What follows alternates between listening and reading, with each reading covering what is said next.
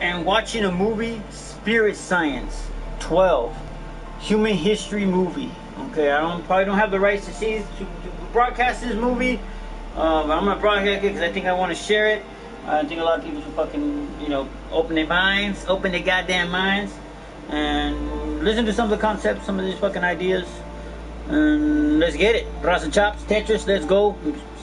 Spirit Science 12.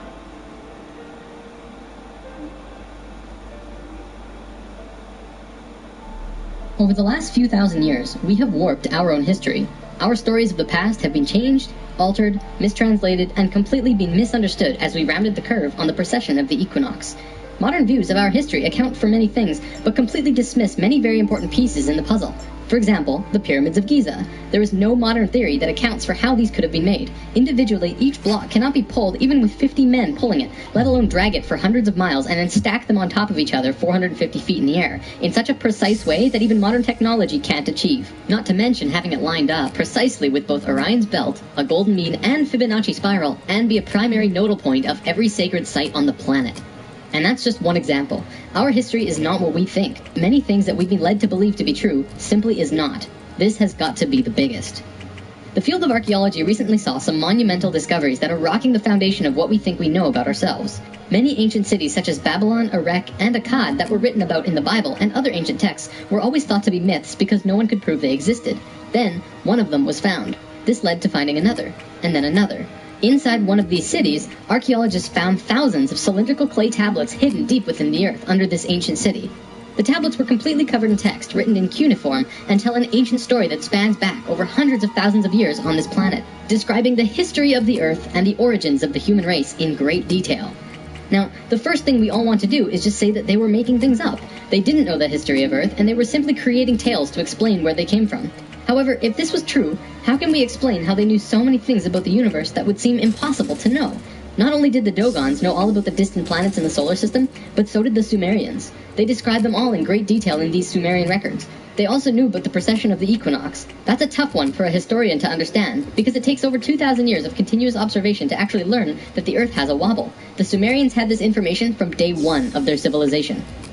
A man named Zacharias Sitchin spent a long time transcribing these texts and had put them all together in his books, but many others have also done the same, and the interpretations are always very similar.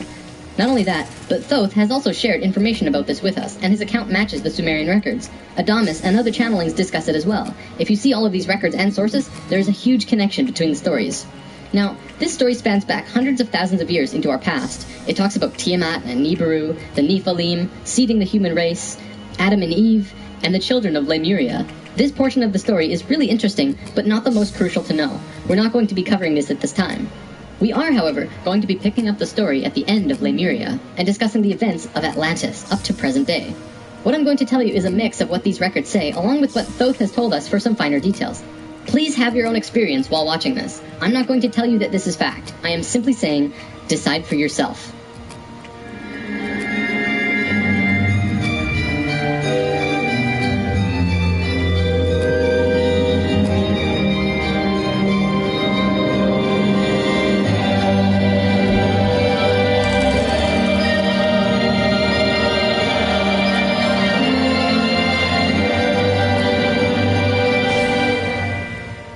There was a time, long ago, when humans existed at a very high level of consciousness. We were interdimensional and were very psychic. We communicated through thought and emotion, much like how animals do rather than speaking or writing, which would seem very primitive.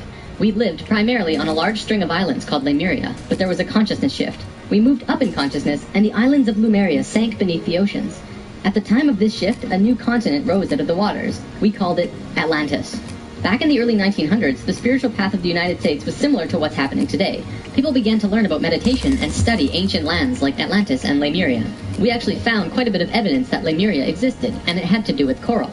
See, the ocean floor does rise and fall. Coral can exist up to 150 feet under the surface of the water. In 1910, the surface of the ocean was probably higher because they were able to see coral rings heading away from Easter Islands for a great distance.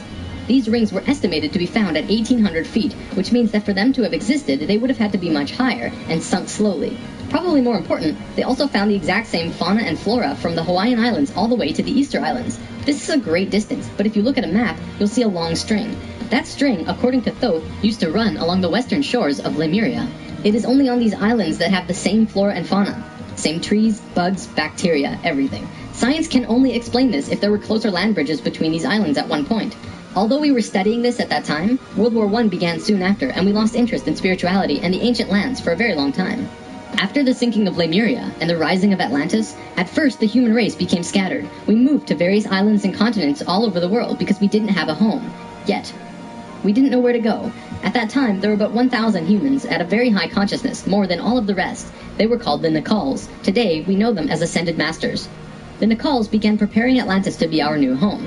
They projected their energies across the surface of the continent in the form of the Tree of Life, not with 10 circles, but with 12, an extra on top on the island of Udal, and an extra on the bottom in the water.